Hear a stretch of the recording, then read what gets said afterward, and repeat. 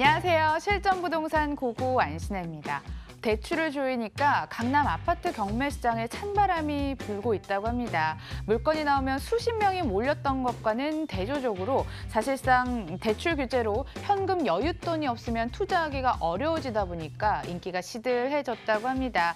이 같은 상황은 당분간 이어질 것으로 전망이 된다고 하죠. 네, 시장의 흐름은 늘 알아두셔야 된다는 점 주목해 주시면서 주목해야 할 알짜 정보도 공개하겠습니다. 출발할게요. 실전부동산 Go, go!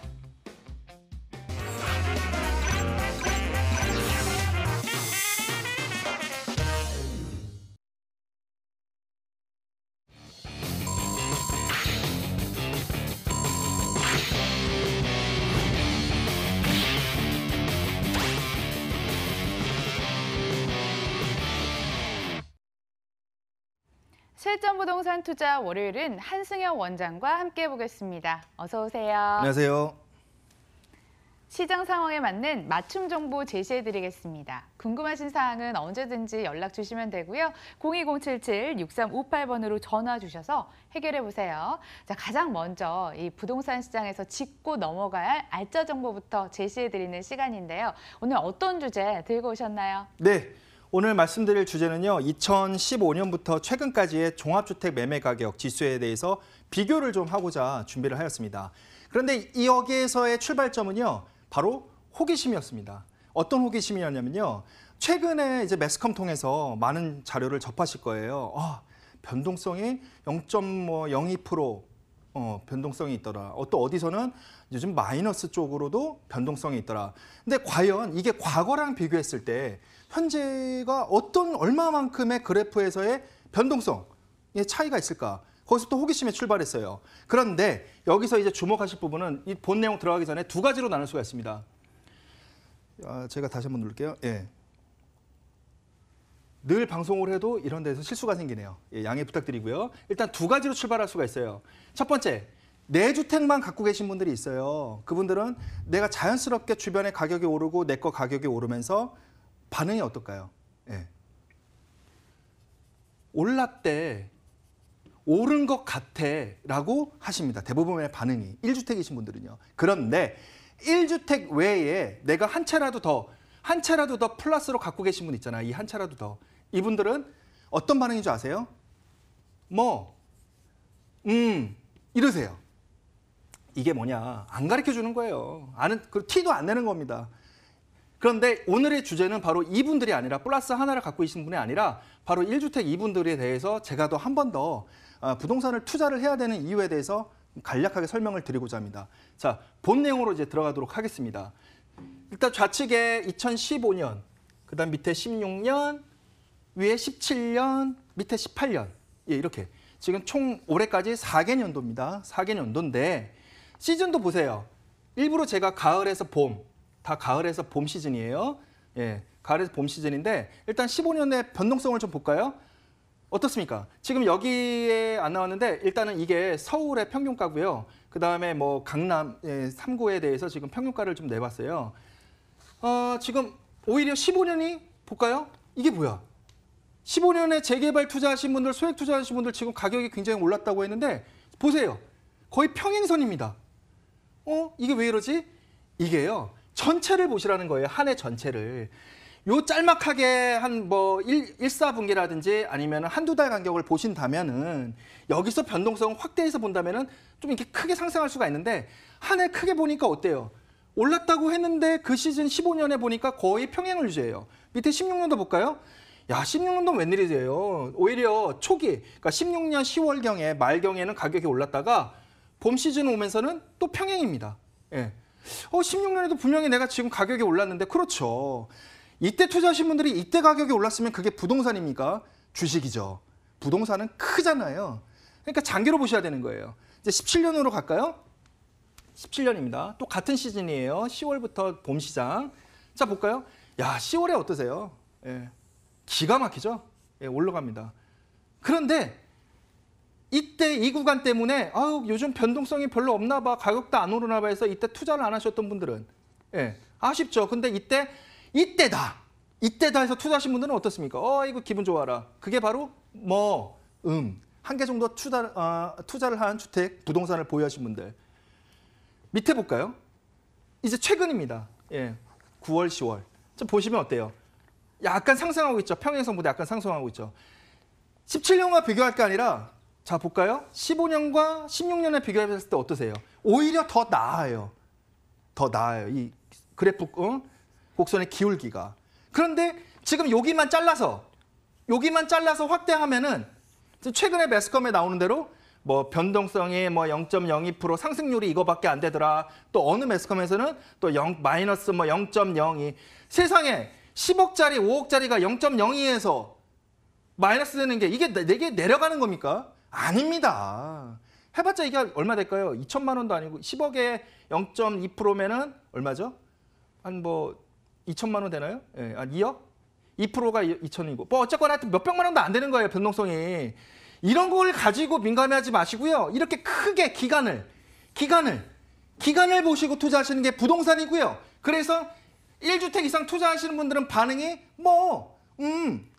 비밀로 간직하시는 거고요. 한 주택을 갖고 계신 분들이 그냥 올랐나 봐. 이 반응입니다. 이분들이 오늘 주목해서 이 내용을 보신다면은 투자에 참고가 되실 거라고 생각이 됩니다. 네, 부동산은 장기로 봐야 되잖아요. 5년 후, 10년 후가 더 기대가 되는 곳으로 가보겠습니다. 첫 번째 정보부터 만나볼게요.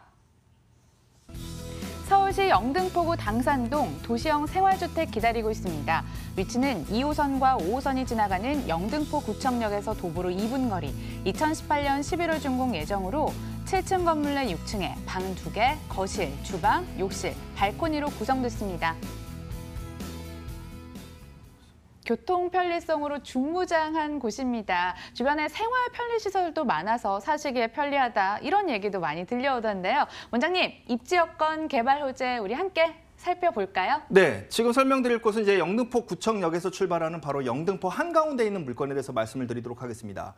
자, 일단은 건물의 위치가 제가 영등포 구청역에다 동그라미를 표시해놨죠. 아예 지하철역에. 그 이유가 영등포 구청역에서 도보로 약 2분 정도밖에 안 걸리기 때문에 그렇습니다. 예, 굉장히 근거리이기 때문에 아예 그냥 구청 위에다가 제 동그라미를 그렸어요. 그런데 여기서부터 출발을 하는데요. 자, 상권을 볼까요? 어떻습니까? 목동의 현대백화점, 코스트코, 롯데하이마트, 타임스퀘어, 롯데백화점. 상권의 한 가운데죠. 이건 우연찮게 있게 된 게 아니라 여기를 토지를 매입해서 분양을 하는 건설사가 토지를 참 잘 산 거죠. 위치 좋은데. 그래서 지금 분양률이 굉장히 높은 이제 그러한 현장이라고 말씀을 드릴 수가 있어요. 그리고 이게 호리병처럼 제가 이렇게 목동으로 들어오면서 여의도로 또 퍼져나가는 제가 호리병을 한 게 뭐냐면 이쪽에 유동인구와 차량의 동선이 굉장히 많기 때문에 제가 지금 이렇게 표시를 한 거예요. 예, 이 색깔 보이시죠? 이렇게 호리병처럼. 예, 이렇게 말씀을 드린 거고요. 그다음에 영등포 구청역 계속 강조하는데 영등포 구청역에 2호선하고 5호선이 정차를 합니다. 자, 5호선 볼까요?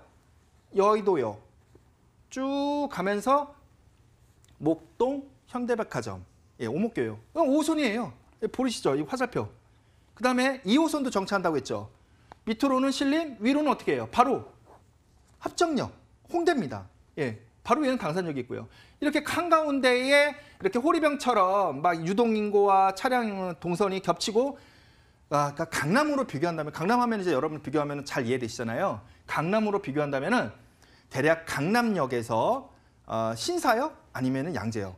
그 강남대로, 영등포의 강남대로라 보시면 돼요, 여기가. 그렇기 때문에 희소성 있는 물건이라고 말씀을 드릴 수가 있겠고요.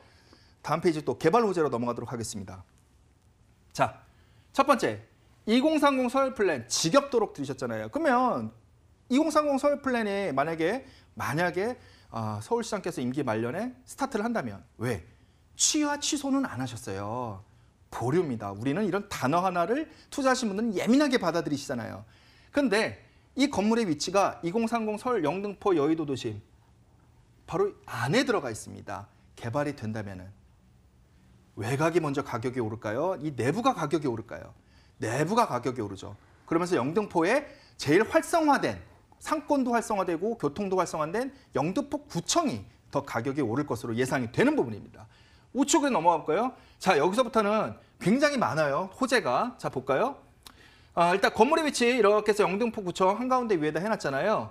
일단 파란색 화살표부터 볼게요. 좌측에 사업지 바로 왼쪽에 서부간선도로, 위쪽에 제무폭길 지하화, 밑에 쪽에 신안산선 이렇게 지금 돼 있어요. 파란색은요, 개발 호재인데 이미 예정이 되었기 때문에 제가 일부러 파란색으로 표시했어요. 대부분 21년 아니면은 뭐 23년, 요 이제 몇 년 안에 여러분들 임대주택 만약에 등록하시면은 그 안에 다 이제 개통될 거기 때문에 제가 일부러 파란색 했어요. 호재인데도. 근데 좌측에 빨간색을 좀 보세요.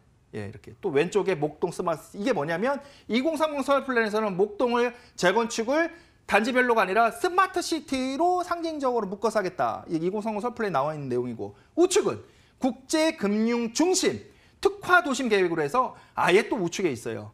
근데 이것만 또 아쉬워요. 밑에 볼까요?